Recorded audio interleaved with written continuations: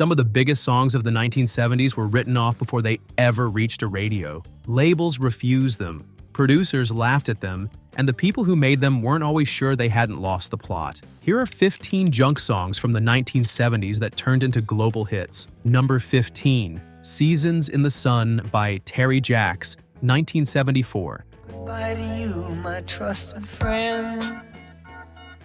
Terry Jacks recorded Seasons in the Sun almost by accident. The song was a cover of a French chanson by Jacques Brel called Le Moribond, a genuinely affecting piece of music about a dying man saying goodbye. The English adaptation by Rod McEwen softened and sentimentalized it considerably, and Jacks's recording softened it even further, wrapping the song's mournful subject matter in a melody that bounced along like it was soundtracking a summer picnic. We had joy, we had fun, we had seasons in. Nobody thought much of it. The production was considered lightweight. The song's subject, a dying man's goodbyes to his father, his closest friend, and his unfaithful wife, was considered too dark for the treatment it was being given. Critics who heard early versions described it as maudlin, cheap, and commercially ordinary. Jacks himself had originally recorded a version with the Beach Boys before deciding to release it as a solo single, a decision that did not inspire widespread confidence. It spent 3 weeks at number 1 on the Billboard Hot 100 in March 1974. It sold 6 million copies worldwide. In 2011, Rolling Stone readers voted it one of the worst songs of the 1970s, a designation that coexists comfortably with the fact that it sold 6 million copies. Very few songs earned both the number 1 spot and a place on the worst of list, but Jacks managed it. We had joy, we had fun, we had seasons in. Number 14, Ring My Bell by Anita Ward, 1979. Ring My Bell was not written for Anita Ward. It was written by Frederick Knight for the Stacey Ladisaw, a 12-year-old singer who was being developed for the teen market, as an innocent song about teenagers talking on the phone. Ladisaw's management decided she was too young for the material, a decision that looks somewhat odd given the song's content, and the track sat unused. When producer Frederick Knight offered it to Anita Ward, he reworked the lyric to shift the framing from teenage phone calls towards something with considerably more adult implications. Ward was a gospel-trained vocalist from Memphis who had been working as a schoolteacher while pursuing music on the side. She recorded the track in 1979 for Juana Records. It reached number 1 on the Billboard Hot 100 in June 1979 and stayed there for 2 weeks. It reached number 1 in the United Kingdom and topped charts across Europe. It became one of the defining disco hits of the era's final year, a song that had been written for a 12-year-old and repackaged into one of the genre's most recognizable recordings. Ward never had another comparable hit. She returned to teaching after the disco era collapsed, continued performing gospel music, and has spoken in interviews about the strangeness of being permanently identified with a song that was written for someone else and that she recorded essentially as a day job. Number 13, Roxanne by The Police, 1978. The Police were in the middle of their first South American tour in 1977 when Sting walked into a red light district in Buenos Aires and was struck by the women he saw there. Not with judgment, he later said, but with a kind of pity for the circumstances. He went back to his hotel room and wrote Roxanne in roughly 20 minutes. The song was recorded and presented to A&M Records, which had recently signed the band. The label's reaction was not encouraging. A&M was reportedly uncertain whether the subject matter, a man pleading with a sex worker to stop working, was appropriate for commercial radio. Some executives thought the band's sound was too raw and too strange to chart. The label delayed the release, and when it was finally released in 1978, it initially failed to chart in the United States. Then something shifted. Radio started picking it up in early 1979, and the song reached number 32 on the Billboard Hot 100. Modest on paper, but enough to generate the momentum that kept the band together and gave them the platform for what came next. In the United Kingdom, it reached number 12, which was considerably better. In the decades since, Roxanne has become one of the most recognizable songs of the era. The tango-inflected arrangement, Sting's falsetto, the abruptness of the opening, it all holds together with a precision that wasn't immediately legible to the people who first had to decide whether to release it. Roxanne, you don't have to... Number 12, Y.M.C.A. by Village People, 1978.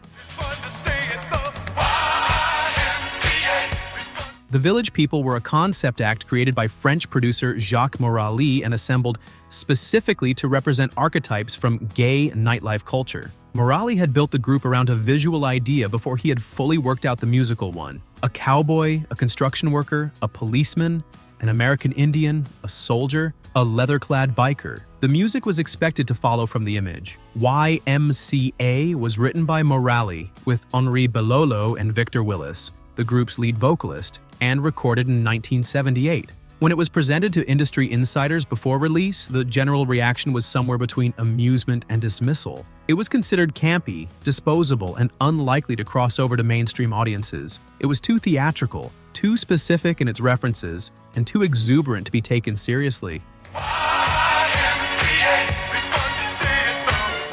It reached number 2 on the Billboard Hot 100 in December 1978 and stayed on the chart for 25 weeks. In the United Kingdom, it reached number 1. It eventually sold over 12 million copies worldwide. The arm movements that audiences spontaneously developed while the chorus played became one of the most recognizable pieces of participatory pop culture in history, performed at sporting events and wedding receptions on every continent. Victor Willis, who sang Lead, later spent years fighting a legal battle to reclaim the song's publishing rights under the Copyright Act's termination provisions, the same law that allows artists to recapture rights after 35 years. He won, becoming the first artist in history to successfully exercise termination rights over a major hit.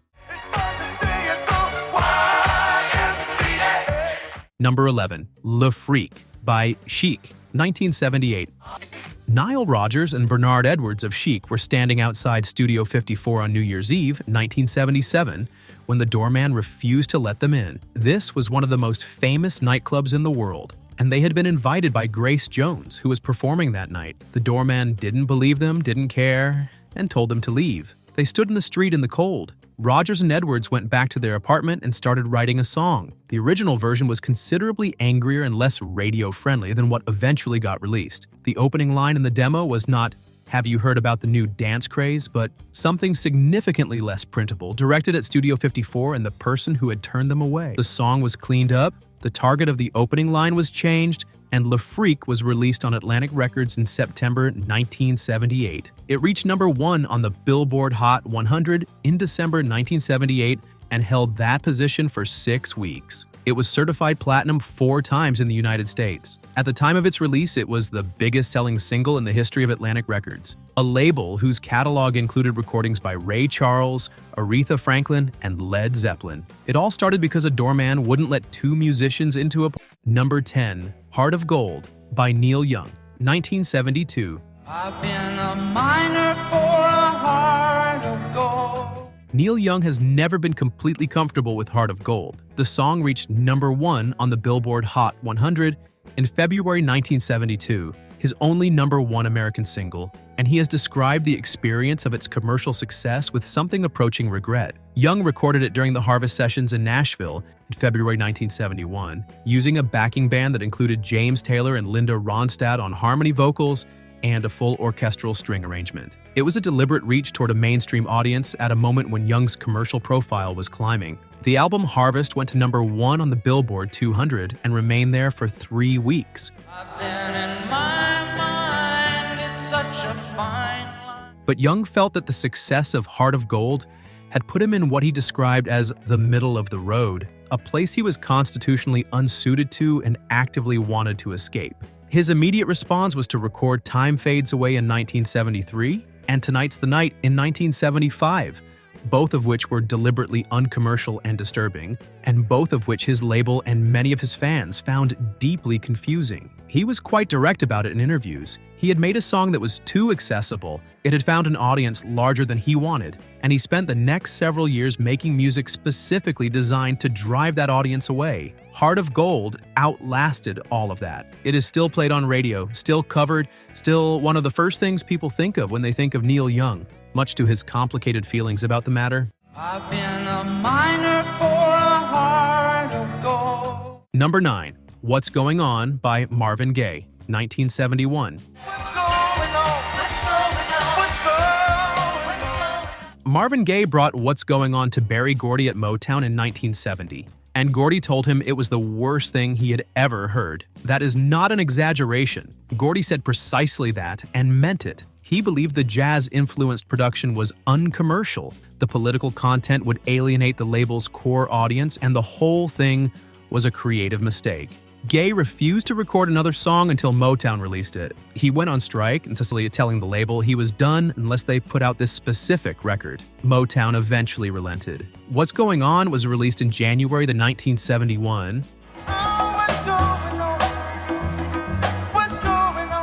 It reached number 2 on the Billboard Hot 100. It reached number 1 on the R&B chart. It became the lead single from the album What's Going On, which is consistently listed among the greatest albums ever made and was ranked number 1 on Rolling Stone's 500 Greatest Albums list in 2020. The album and its singles addressed the Vietnam War, police brutality, environmental destruction, and spiritual crisis, subjects Gordy had considered too risky for pop radio. Gordy later acknowledged that he had been wrong. The album established a new direction not just for Gaye's career, but for what soul music could address and how it could address it. The song that the head of Motown called the worst thing he had ever heard is now a permanent fixture in any discussion of the greatest music ever made. What's going on? What's going on? What's going on? Number 8. Don't Stop Me Now by Queen, 1979. Don't Stop Me Now was released in January 1979 as a single from Queen's jazz album and reached number 9 on the UK singles chart. In the United States, it barely registered. It was not promoted heavily, it did not appear on the band's then current tour setlist with any regularity, and it was generally treated as a secondary track on an album that contained other material the band was more interested in. Freddie Mercury wrote it about the experience of living at full speed. The song is a kind of personal manifesto about intensity and excess, and the particular quality of feeling completely, almost dangerously alive. At the time of the recording, Mercury's personal life had reached a level of hedonistic excess that his bandmates found alarming. Brian May has spoken about finding the song difficult to perform during that period, because of what he knew about the circumstances it described. There was, he said, a sadness in playing a song that celebrated exactly the things that were going to cost their friend his health. The song's afterlife has been extraordinary. Subsequent polling and chart analysis have placed it among the greatest songs of all time. In a 2005 survey in the United Kingdom, it was voted the best song to play during physical exercise. It appears in countless films, television shows, and sporting events. A 2019 survey ranked it as the perfect feel-good song based on tempo, key, loudness, and musical positivity markers. At the time of its release, it was considered a minor track from a secondary album. It is now regarded as a masterpiece. Number 7. Play That Funky Music by Wild Cherry, 1976. Rob Parisi of Wild Cherry wrote, "Play That Funky Music" in a hotel room in Pittsburgh in a single night. The band had just been at a show where the predominantly black audience had started shouting for them to play something funkier. Parisi took the request seriously, went back to his room, and had the song written before morning. The recording was completed quickly. Wild Cherry were a rock band from Steubenville, Ohio, and the transition to a funk-influenced sound was not something any of the major labels they sent it to believed in. Every significant label in the United States passed on it. Private Stock Records, the same label that had released Starbucks' Moonlight Feels Right, signed them. The song was released in June 1976. It spent 3 weeks at number 1 on the Billboard Hot 100 in September 1976. It also reached number 1 on the R&B chart, a genuinely rare achievement for a white rock band from the Midwest. It sold over 1 million copies. Vanilla Ice sampled the central riff for Ice Ice Baby in 1990, bringing it to an entirely new generation. The sample and the subsequent copyright dispute gave the original recording a second moment of commercial attention that reminded everyone where the familiar groove had come from. Number 6. Bat Out of Hell by Meatloaf, 1977. Jim Steinman wrote Bat Out of Hell in the early 1970s as part of a musical theater piece he was developing, and he spent several years trying to get anyone in the music industry to take it seriously. The song was nearly 11 minutes long. It had operatic rock arrangements, a motorcycle crash, described in elaborate narrative detail, and a production ambition that required an orchestra and a full rock band playing simultaneously at maximum volume. Every major label passed, some of them multiple times. Todd Rundgren, who eventually produced the album, has described the moment he first heard it as one of the more disorienting experiences of his career. He couldn't decide whether it was brilliant or completely insane, and eventually concluded that the distinction might not matter.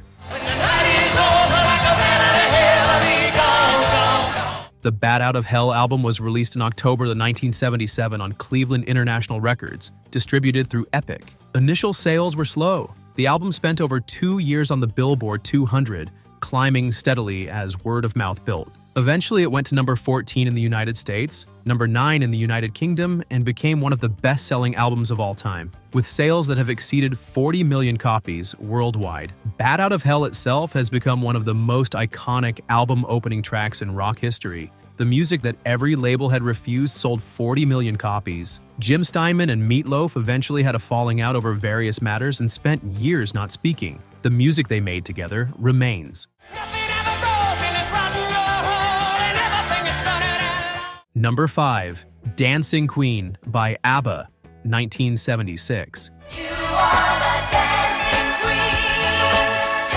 By the mid-1970s, ABBA had won the Eurovision Song Contest and had several hit singles in Europe, but the critical establishment, particularly in the United States and the United Kingdom, was consistently dismissive. The general critical position was that ABBA were lightweight bubblegum pop, Scandinavian novelties with pleasant production and shallow emotional content, and that they didn't deserve the commercial attention they were receiving. Dancing Queen was recorded in August 1975 at Glen Studios in Stockholm. Björn and Benny brought the melody in with only nonsense placeholder lyrics and spent the following months completing it. They deliberately studied George McRae's 1974 disco hit Rock Your Baby as a template for the rhythm they wanted. The finished recording took considerable time and care. When it was released in August 1976, it reached number 1 in the United Kingdom, number 1 in the United States, number 1 in Australia, and number 1 in 14 other countries. In the United States, it was the only ABBA single ever to reach number 1. A strange fact given how thoroughly their music defined the decade for international audiences. The critical dismissal of ABBA as bubblegum pop continued for years after Dancing Queen. It has not survived contact with time. In 2021, ABBA were inducted into the Rock and Roll Hall of Fame. The songwriting and production of Björn Ulvaeus and Benny Andersson are now studied as models of pop craftsmanship. Dancing Queen specifically is cited by music academics, producers, and other songwriters as a near-perfect construction. The key change in the chorus, the specific relationship between the melody and the harmony, the production choices that give it its particular quality of joyful urgency. Number 4. Hotel California by the Eagles, 1977. The Eagles were one of the most commercially successful bands in America by the time they began working on what would become Hotel California, and yet there was genuine internal uncertainty about where the title track was going and whether it would work. Don Felder wrote the guitar riff on a 4-track demo cassette on a beach in Malibu in 1974. The demo was passed around internally for months before anyone fully committed to building it into a song. Don Henley wrote the lyrics in the studio and described the process as attempting to capture something specific about the California dream and its underside, the seductiveness and the corruption, the beauty that had a price attached. The song's narrative deliberately resists full explanation. which made the label nervous. A song with an ambiguous narrative and a 6-minute runtime, including a 2-guitar outro that ran for over a minute, was not standard commercial product in 1977. The label's concerns about the song's length and its opaque narrative did not prevent it from reaching #1 on the Billboard Hot 100 in May 1977, where it stayed for 1 week. The album became the best-selling album of 1977. The song has since been certified 12 times platinum in the United States. The guitar outro, the interplay between Felder and Joe Walsh, is taught in music schools as a model of collaborative composition and production. A song the label was nervous about releasing has become one of the most analyzed guitar arrangements in rock history. Number 3. Bohemian Rhapsody by Queen, 1975. When Queen played a recording of Bohemian Rhapsody for EMI Records in 1975, the label's response was not enthusiasm. EMI, specifically their A and R people, believed the song was too long for commercial radio, too structurally unusual, too operatic in its middle section, and not a viable single. They suggested the band trim it down. Queen refused. The song ran 5 minutes and 55 seconds, which was considered far beyond what radio would accommodate. The band gave a reel-to-reel tape of the song to DJ Kenny Everett at Capitol Radio with the specific instruction that he was not to play it on air. They didn't want it leaked before the official release. Everett has said he took it home, listened to it 14 times in a row, and then played it on air anyway. The phones at Capitol Radio lit up. Listeners called demanding to know what it was. Everett played it again and again. He played it twice a day for 2 weeks before the official release. EMI, seeing the response, relented on the release timeline. Bohemian Rhapsody was officially released on October 31st, 1975, and spent 9 weeks at #1 on the UK singles chart. In the United States, it reached #9. It has since climbed the Billboard Hot 100 3 separate times, upon original release, after Freddie Mercury's death in 1991, and after the 2018 biographical film. It is the most streamed song from the 20th century on Spotify. It has been voted the greatest rock song of all time in multiple polls. The record label that thought nobody would play a 6-minute song watched their artist recording become the most played piece of music from the entire century. Number 2, Margaritaville by Jimmy Buffett, 1977. Jimmy Buffett had been recording for nearly a decade when he wrote Margaritaville on a napkin in a bar in Key West, Florida in 1977. The song was a first-person observation of a man's comfortable, vaguely self-destructive vacation drift, a frozen margarita, a lost shaker of salt, a blender that had blown out. It was casual, almost to the point of being throwaway, and it arrived at a moment when the music industry was busy with punk, disco, and arena rock. Some people claim that there's a war. ABC Records, which had signed Buffett, was not convinced the song had commercial potential. It was too laid back, too regional in its imagery, too cheerfully resigned in its emotional stance. Nobody in the building was building a career around this kind of material, and Buffett himself has described the song's recording as an afterthought, a song that came quickly and didn't feel particularly significant at the time. It reached #8 on the Billboard Hot 100 in the summer of 1977 and gave Buffett his only top 10 single. It became the foundation of an entire commercial ecosystem: the Margaritaville restaurant chain, the Margaritaville hotels, the clothing line, the brand that eventually turned Buffett from a recording artist into one of the most successful entertainment entrepreneurs in American history. The napkin it was written on was, by the time of Buffett's death in September of 2023, worth considerably more than anything else he owned. Number 1, Spirit in the Sky by Norman Greenbaum, 1970. Norman Greenbaum wrote Spirit in the Sky in 15 minutes in Petaluma, California, after watching a country music performer on television and thinking he could do something similar in a rock context. Greenbaum, who is Jewish, has said the Christian imagery in the song was chosen for the sound rather than the theology. He wanted the feel of gospel rock, and the feel required specific language. Where you gonna go?